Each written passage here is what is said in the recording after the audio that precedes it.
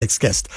She's Dr. Efrat Sopher, security analyst and expert, predominantly specializing in Iranian-Israeli relations. She also serves as chair of the board of advisors at the Ezri Center for Iran and Gulf States Research. She's Iranian-Israeli and the granddaughter of Israel's first ambassador to Tehran. Efrat, good morning to you.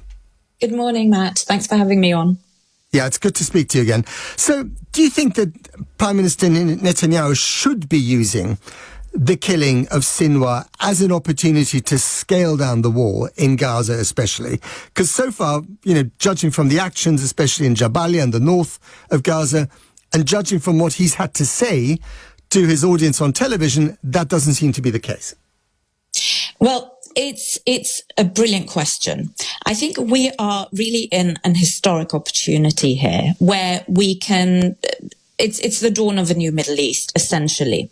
Now, where Prime Minister Netanyahu is, and literally where he is this morning, as we know, his house in Caesarea was targeted by 3 drones. 2 were intercepted and 1 landed, I believe, somewhere on his house.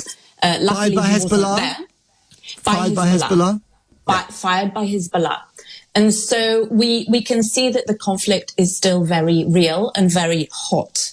We're in this area of opportunity here because the US and Israel are demonstrating strength. For example, in the hunting down of Sinwar, of Nasrallah. But at the same time, the US, for example, they're bombing late last week of Houthi targets in Yemen using B-2 bombers, sent a message to 2 of the most important actors here.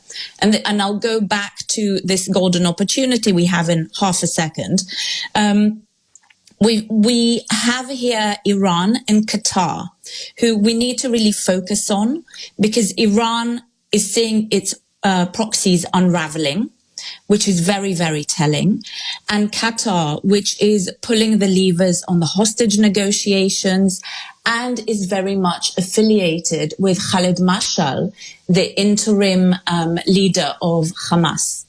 And so Netanyahu is really, and a lot of Israeli commentators are saying that he really is entertaining a credible hostage negotiation now from a position of strength. And I think Gazans, I would wager, would also be quite optimistic that someone such as Sinwar, who incidentally spent many, many years in Israeli jails for killing Palestinians, will not be missing him either. But I wonder if that's true. Because it's very difficult to gauge public opinion in Gaza because it's devastated and people are just trying to stay alive, frankly, at the moment. But the reports that we've had from people inside is that the reaction to Sinwar's death has been complicated, to put it mildly. Some people see him as a hero, who launched the worst attack against Israel, since the Holocaust. And other people see him as the scourge that triggered the worst devastation of Gaza by Israel in retaliation to October the 7th. So opinions seem to be divided. And I just wonder whether there is a problem that if you kill these terrorist leaders, you're just going to get more people coming up behind them. You kill Sinwar, you get 1,000 new Sinwars. What do you think of that? I think it's important to target these terrorist leaders for 2 reasons. First of all, symbolism in that neck of the woods in the Middle East is hugely important. And for other terrorist groups to see that Nasrallah, that Sinwar can be eliminated, it says a lot, and it says a lot about deterrence. This is also Israel reestablishing deterrence against Iran, against its proxies here, against Hamas, Hezbollah, the Houthis. And so it's important in that reason, and it also presents an opportunity because the leadership of Hamas is in disarray. And we see that. We see that the foreign wing of Hamas now has gained control. And while they are getting their house in order, and there's a window of opportunity to make both Palestinians' lives better and, of course, Israeli lives better. Just on the symbolism front, it's really fascinating, isn't it? Because the Israelis have always said that Sinwar will be hiding in a tunnel surrounded by hostages as human shields. And there he was sitting by himself, in this armchair in a house that was half destroyed, presumably, still alive with a severed arm, chucking something at the drone that took that extraordinary footage of him. With apparently a bag of cash and lots of passports. I mean, this is, he's not defined, as it were, on the front line fighting, but nor is he cowering in fear, in a tunnel surrounded by human shields. What do you make of that image of him sitting in that chair? That image, I think, is one for the ages, quite frankly. The evidence suggests, the evidence coming out of Israel suggests that, and I won't be too gory, it's first thing in the morning, some bodily fluids of his were found near the site where the 6 hostages were murdered a few days ago. And so the evidence indicates that he was very, very closely involved with the hostages, that he used them as human shields. But that image is so telling, Matt, because it shows him alone, hunted down. And the other things that were with him, interestingly, and I'm sure you've seen it in social media, he had with him also an UNRWA identity card, about $10,000. Yes, so it's that was released by the IDF, a photo of the things that were found with him. So there was an UNRWA identity card, about $10,000. I mean, even just to say quickly, even if there was that card, and I've not had any confirmation of that, that doesn't implicate UNRWA necessarily. I mean, he could have just done that because that's a way of getting around, checkpoints and roadblocks, and it's another layer to his many-layered identity.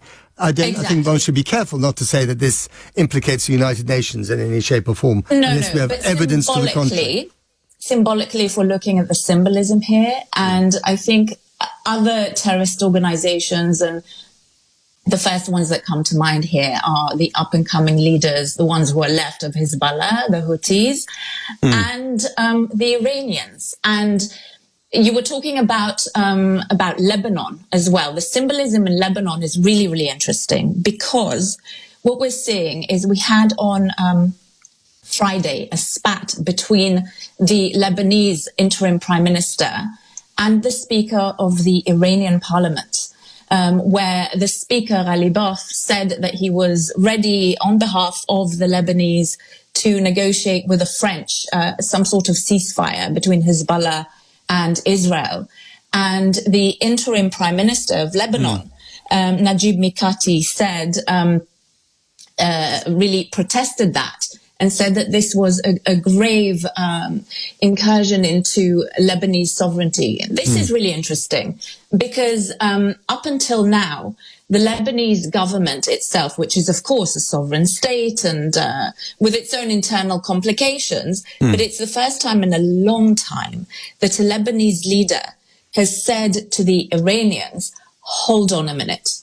We are going to take care of this ourselves, which is one to watch. Yeah, but I mean, at the same time, Efrat, as we just heard from Kim Gatta said, the people of Lebanon feel that they're being punished collectively by Israel, for harboring Hezbollah, some of them, conniving with it, some of them opposed to it, but not much, not able to do much about it.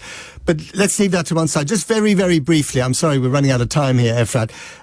Where do you think this is going with Iran, especially? Because that's what we're all waiting for, is some Israeli response to Iran and then Iran responding to that. Do you think that ultimately Netanyahu wants to take on the regime in Tehran and get rid of them?